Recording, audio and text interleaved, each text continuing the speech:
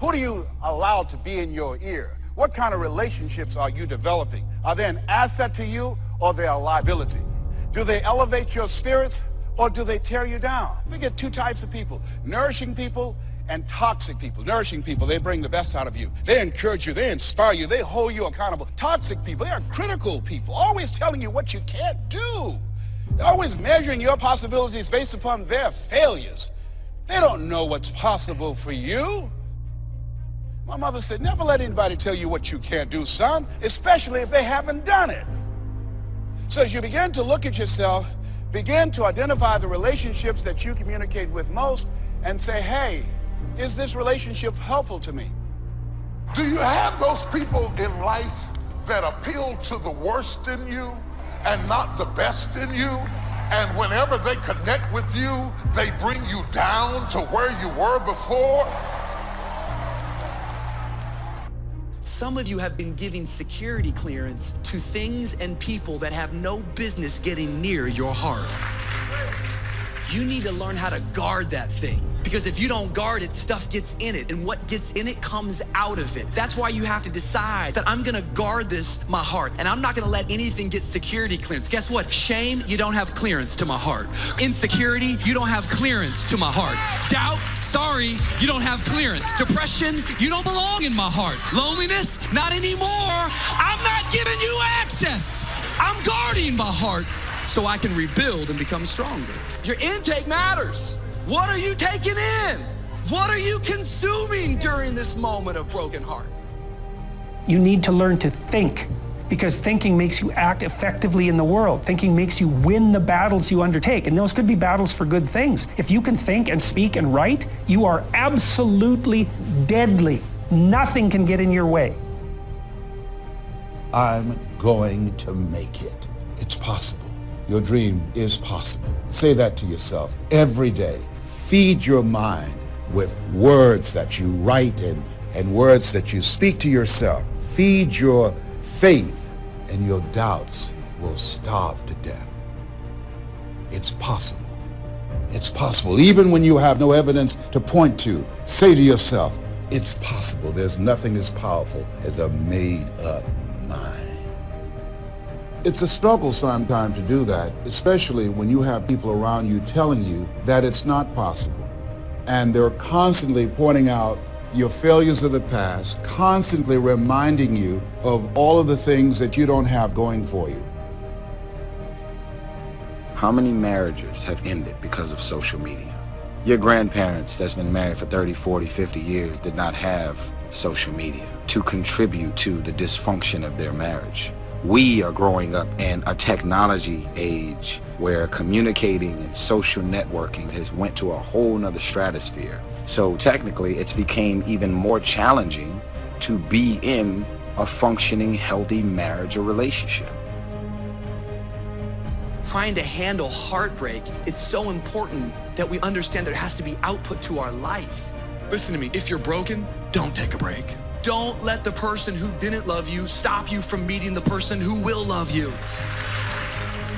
See, what the enemy wants to do is the enemy wants to isolate you. And the enemy wants you to find some valley, and he wants you to camp out in that valley and say, nobody understands me, and nobody knows how bad my heart is broken, and nobody gets me, and because nobody gets me, I'm gonna go and do this thing all on my own. But I have come to remind you that that is a lie from the pit of hell. That is simply a reaction. And if you're ever gonna rebuild, it's gonna require to share with one another and walk through it together.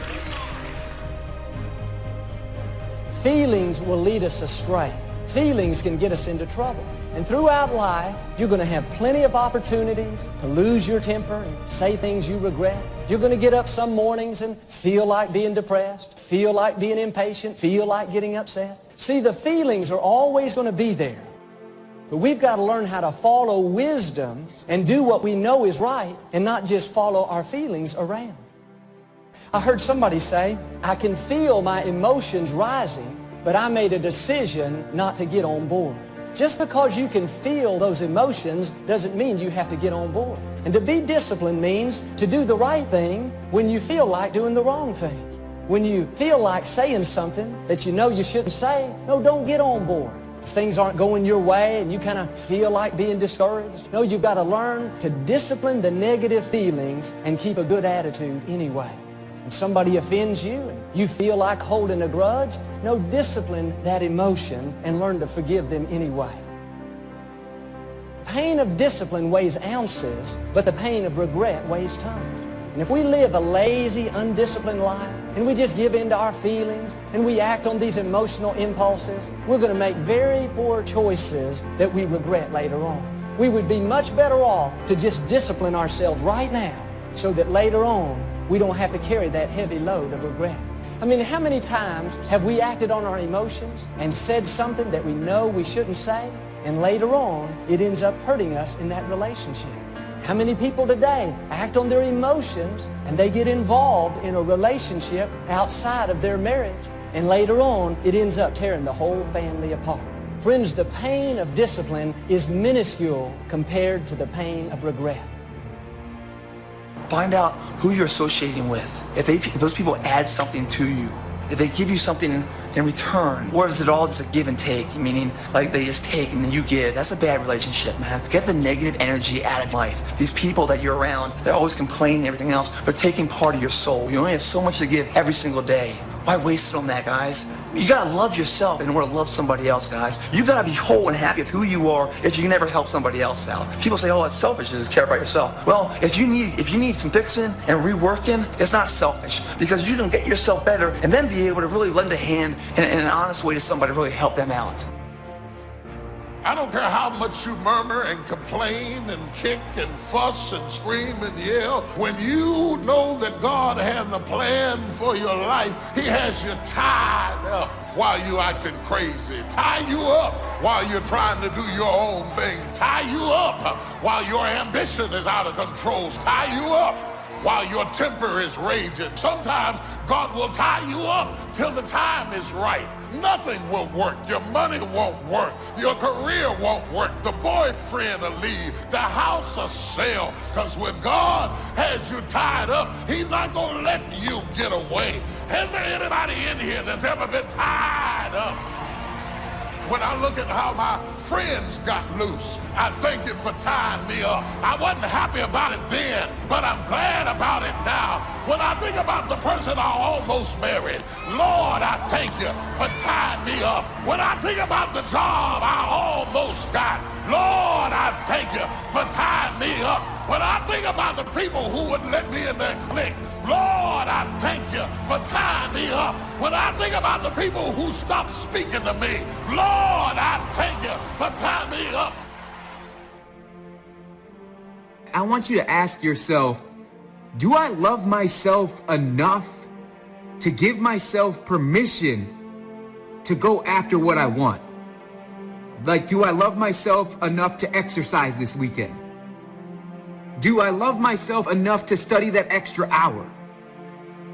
Because when you can start saying yes to loving yourself, you start to realize just how far you're able to go. And I wish people knew that the ability to succeed, it's all inside of you. It's never been hidden. It's just, do you love yourself enough to let it out? The best version of yourself is so beautiful and so amazing. And yes, people may not accept you all the time and they may hurt you, but I don't want you to keep that in, because you were meant to be a certain type of person, and there's somebody out there in this world who needs to see you for who you are. Now, yes, it's possible to do some radical things starting late and still arrive with some good treasures and some good things. But when you haven't got that much time left, now sometimes the decision has to be so drastic people are not willing to make it, and they're too tired and too weary and too ill. And say, look, I don't have much time left. It's not going to happen for me anyway. It's easy to take that attitude. But everyone here, we've got the time over the next 10 years. We've got the time the next 20 years. We've got the time the next 30 years to make some repair now in our errors of the past and set up some new disciplines. And I'm telling you, that's going to change everything. So, 5 years from now, I wish for you to arrive at a well-designed place. A place of productivity, a place that'll make you feel good about yourself, a place that'll give you honor and respect, A place that'll give you influence to touch other people 5 years from now that you couldn't do today. Where will you be in 5 years? Key phrase, we go the direction we face. We go the direction we face. If you start designing something at the end of this direction, sure enough, you will start going the direction you face. And we face the direction we design. Do you know by actively pursuing your purpose, it could perhaps extend your life? The #1 killer in this country of all the diseases we have, heart disease, is the #1 killer.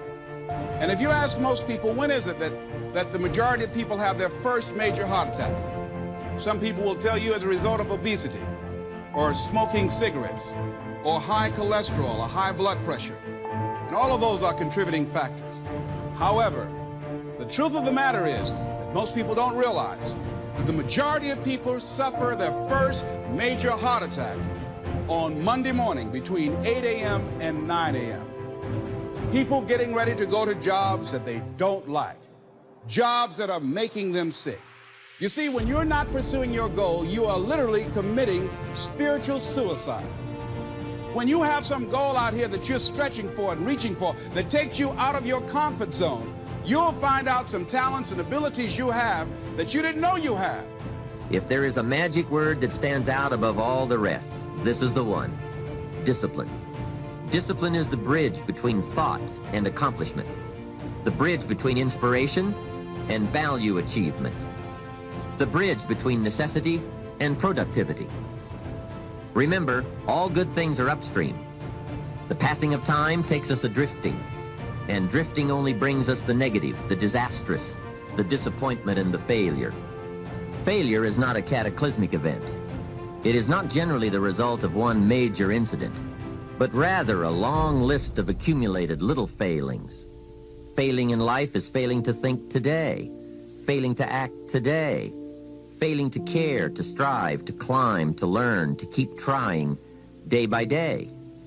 If your goal requires that you write 10 letters today and you write only 3, you are down 7 letters. If you want to make 5 calls and you only make 1, you are down 4 on calls. If your plan calls for saving $10 today and you save none, you're down $10 today. Now the danger is looking at an undisciplined day and concluding that no great harm has been done. It doesn't seem like such a bad day. But add up these days to make a year, and then add up those years to make a lifetime, and perhaps you can now see how repeating today's small failures can easily turn your life into a major disaster. The power that makes our desire our vision. Our reality is not in our environment or in any condition outside of us. It is within us. There is some unseen, unknown, magnetic force developed by a long continued concentration of the mind upon a cherished desire that draws to itself the reality which matches the desire. We cannot tell just what this force is that brings out the thing we long for out of the cosmic ether and objectifies it, shapes it to correspond with our longing.